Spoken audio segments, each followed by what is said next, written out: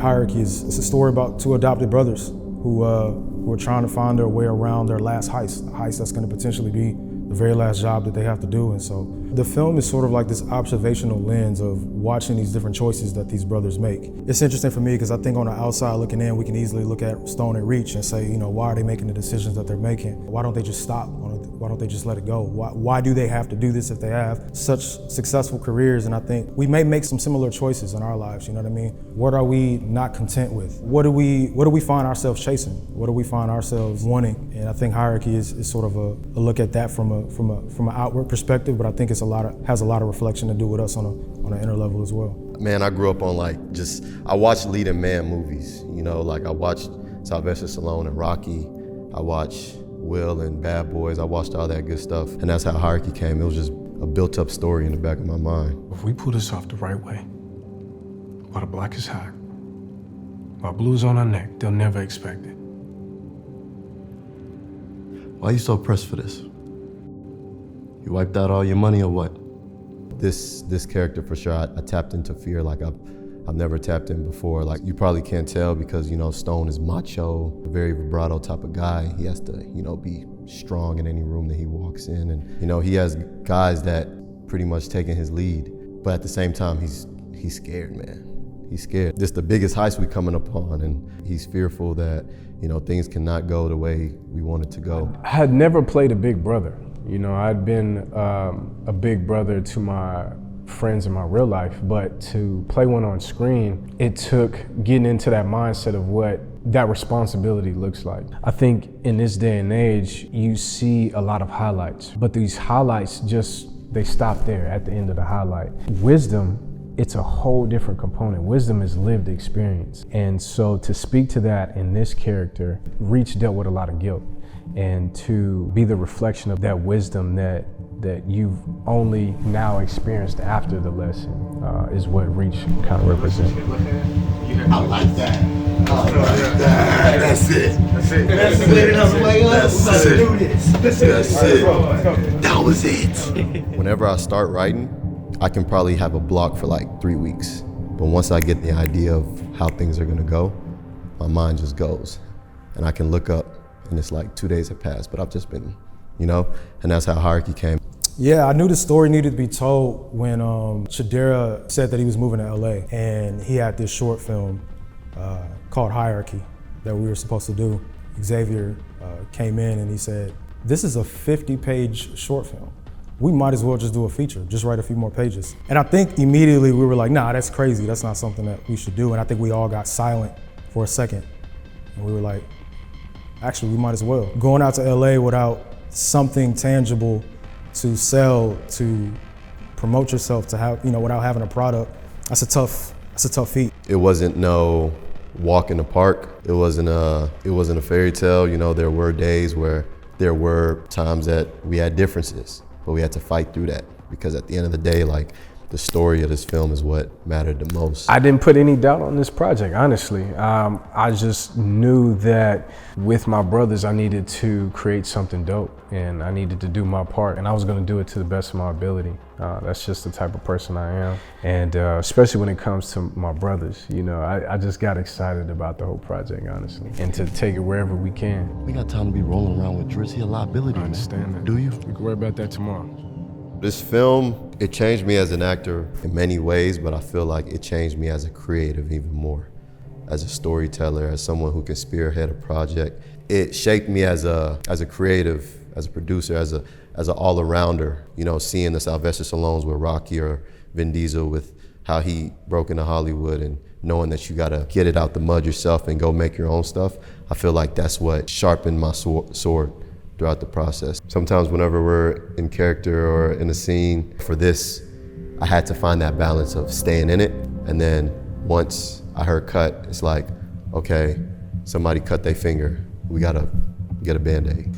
Yeah, when you're dealing with a 100K project, man, this is not your trailers in the back. This isn't your director chairs. This is sit on whatever you can find. My two stars, man, my co-stars. Not only actors, not only leads, but they were producers in this film in every right. Their ability to be literally in the middle of a scene and for us to have to cut or hold because there's something that needed to be taken care of that couldn't wait and then seeing them hop right back into the scene. That's a tall task, and it can be frustrating, you know, especially when you're trying to put your best foot forward. Come on, lock in, fellas. Last one. Heist scene. I was sick as a dog. I wouldn't say I had COVID because I did get checked and I didn't have COVID, but I was so sick. And we did the heist scene, and the heist scene, we was like 105 outside. Russ, I'll never forget, Russ came to me, he was like, bro, this is the most important part of the film. You gotta take us home. I remember like in between takes, like the heist scene, whenever Stone is it's like cut, I was like, you know, just out of breath. Our AD, Maddie, who was phenomenal, would come over with an ice cold towel, put it on my head, and then like, it's like I was down, it's like cut, action, I'm like, you know what I'm saying? But that was the hardest for sure. The hardest scene was definitely the heist scene. That was about 52 to 55 shots in about 6 hours. I strapped on, and yeah, I kind of went blank. I didn't think about it. That day was really haunting because going up into that scene, I knew we didn't have the time that we needed to shoot it, but I knew we had to get it done. And it was our biggest scene. We have a helicopter. I mean, that was something crazy that we were able to pull off, that we actually got a helicopter. And so I wanted to make that count. I didn't want to let my team down. So that was definitely the most stressful scene, of shooting 52 shots in 6 hours. I'm sick, bro. I'm tired. Like, I'm really out here struggling. Like, are you asking me to run from point A to point B with this heavy vest and this heavy gun? And Russ will come up to me, and in between takes, he'll be like, yo, you're gonna hate me. And you're gonna hate me so much because we gotta do that again. But I promise you, you're gonna love how this look. And I'm like, man. So, you know, as he said it, I'll see the playback, you know, after I was feeling better and everything, and it looked phenomenal. I said, okay. And action. Convince other people to see what you see. That's the hardest thing to do. It's like nobody is gonna see exactly what you see. And I feel like Russ is a rare breed because he's the only person that I've met so far in my creative journey that he sees exactly what I see. Russ was like the only person that saw it the way I saw it, which is rare. It's always a treat to see Russell lead. You know, even when times where he got objections or pushback, he still held his ground. And that was a lesson for me in my creative efforts, to hold my ground and hold to my creative vision. Even when, you know, things look grim, even when the calculations or probability didn't seem secured, we had to defy the odds. And to see my brother stand up for his vision was beautiful. Yeah, being a producer, director, cinematographer, and editor is real challenging, but in a weird way, it was refreshing. I felt like I was very close to the content. I was very intimate with it.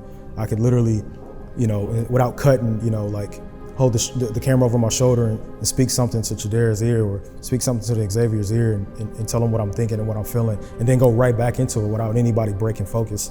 And I think that was a real treat. I don't think it's the right formula for everything, but I think it was something that definitely helped for Hierarchy. What I want people to take away from my performance, from Reach in general, is just that dynamic of wisdom. Biggest and best advice you can listen to is a lived one. We see Reach make a lot of mistakes on screen. He took on that mantle. As you get older, you start to understand that anybody that's in a leadership role, there's risk involved, right? You may be right, you may be wrong. More oftentimes you want to be right, but that comes on the other side of a lived experience. I want people to feel inspired of making their own stuff. Go make your own film. Go make the character that you see in your head. The 8-year-old Chidera right now is jumping up for joy right now because that's who he wanted to see in a movie. And I was able to bring that to life with my brothers. I think what I want the audience to come out of this film with is just a big overall question of what is it that we chase that might not seem all the way necessary at times. For Stone and Reach, it's money, it's power. Them being adopted kids, they didn't have a lot. And them growing up and seeing a lot is something that truly, truly drives them to keep wanting more, keep wanting more. Stone, who has a very successful career in engineering, and you have Reach, who has a successful career in accounting, but it's not enough. They need more. And I think that that's something that I think we all can ask that question. What is it that we're striving for that can ultimately put us at odds with our loved ones around us?